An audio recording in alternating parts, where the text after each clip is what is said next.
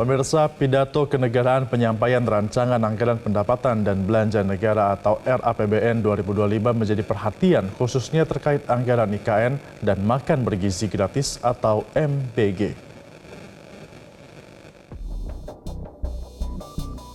Hari Jumat 16 Agustus 2024 yang ditunggu-tunggu publik akhirnya datang. Presiden Joko Widodo menyampaikan pidato kenegaraan dalam rangka penyampaian rancangan anggaran pendapatan dan belanja negara RAPBN tahun anggaran 2025 beserta nota keuangan di Gedung Nusantara Kompleks DPR MPR DPR RI Senayan Jakarta. Yang paling menarik perhatian publik adalah bagaimana anggaran pembangunan Ibu Kota Negara IKN Nusantara yang menjadi program utama Presiden Jokowi dan anggaran makan bergizi gratis atau MBG menjadi program utama Prabowo Subianto. Sebagaimana diketahui, 2025 menjadi tahun pertama bagi pemerintahan baru Prabowo Gibran usai Jokowi menyelesaikan tugasnya sebagai presiden 2 periode. Pada 2025, target penerimaan pendapatan negara sebesar Rp2.996,9 triliun terdiri dari penerimaan perpajakan sebesar Rp2.490,9 triliun dan penerimaan negara bukan pajak (PNBP) sebesar Rp505,4 triliun. Sementara itu, belanja negara dalam RAPBN 2025 melonjak menjadi Rp3.613 triliun atau naik 8,66% dibanding APBN 2024. Anggaran infrastruktur akan dianggarkan Rp400,3 triliun dari APBN 2025 untuk pembangunan infrastruktur. Secara rinci, Jokowi menjelaskan anggaran ini akan dibagi-bagi menjadi sejumlah pos pengeluaran termasuk di dalamnya untuk keberlanjutan pembangunan Ibu Kota Negara IKN. Pembangunan infrastruktur dianggarkan sebesar Rp400,3 triliun, terutama untuk infrastruktur pendidikan dan kesehatan, infrastruktur konektivitas, infrastruktur pangan dan energi, serta keberlanjutan pembangunan IKN. Namun, belum ada perincian berapa alokasi khusus untuk anggaran pembangunan IKN. Kepala Badan Kebijakan Fiskal Kemenkyu Republik Indonesia Febrio Kacaribu menjelaskan bahwa pembangunan IKN tidak hanya berasal dari APBN, tapi juga dari investor swasta.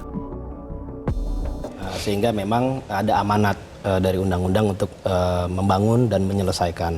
Dan kita juga sudah mendapatkan arahan langsung juga dengan pernyataan langsung dari Pak Presiden terpilih juga memang akan melanjutkan. Nah, jadi ini adalah jelas keberlanjutan antara presiden yang sekarang dengan presiden yang berikutnya. Masalah anggaran kita ingin supaya apa yang sudah disiapkan sekarang dan juga bagian dari pemerintah itu sifatnya adalah untuk fokus pada kawasan inti pemerintahan itu. Dan kemudian istana dan sekitarnya itu ya, kementerian-kementerian, prasarana, dan juga tentunya harapannya adalah kota itu harus terbangun. Terbangunnya itu adalah oleh pihak swasta. Pemerintah juga resmi merancang anggaran untuk program makan bergizi gratis pada 2025 sebesar Rp71 triliun atau 0,29% terhadap PDB. Anggaran itu merupakan bagian dari anggaran pendidikan yang besarnya mencapai Rp722,6 triliun.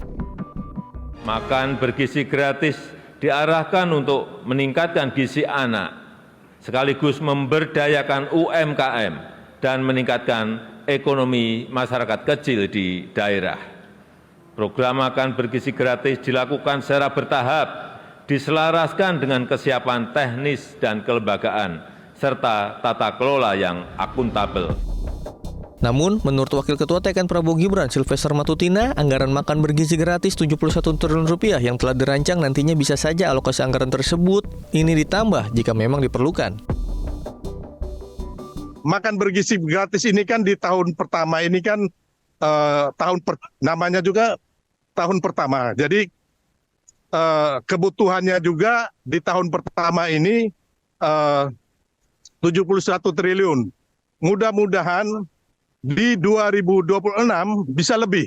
Ataupun nanti dalam perjalanan bisa saja makan bergizi gratis ini sesuai kebutuhan akan bisa bertambah nanti di APBN perubahan. Sementara itu, ekonom FEB UI Teguh Dartanto menilai anggaran pendidikan sebesar Rp722,6 triliun tidak akan bisa membantu menurunkan uang kuliah tunggal atau UKT yang sempat ramai beberapa waktu lalu. 22,6 triliun ini kan anggaran fungsi pendidikan ya. Ini yang juga sebenarnya ini mencakup semuanya ya.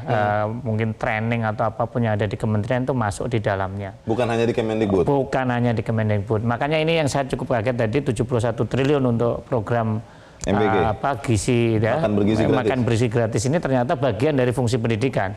Berarti kan harusnya nanti memang ada 71 triliun yang harus direalokasi. Artinya walaupun memang nambah ya, secara size nambah, tetapi kan kita harus berbagi gitu.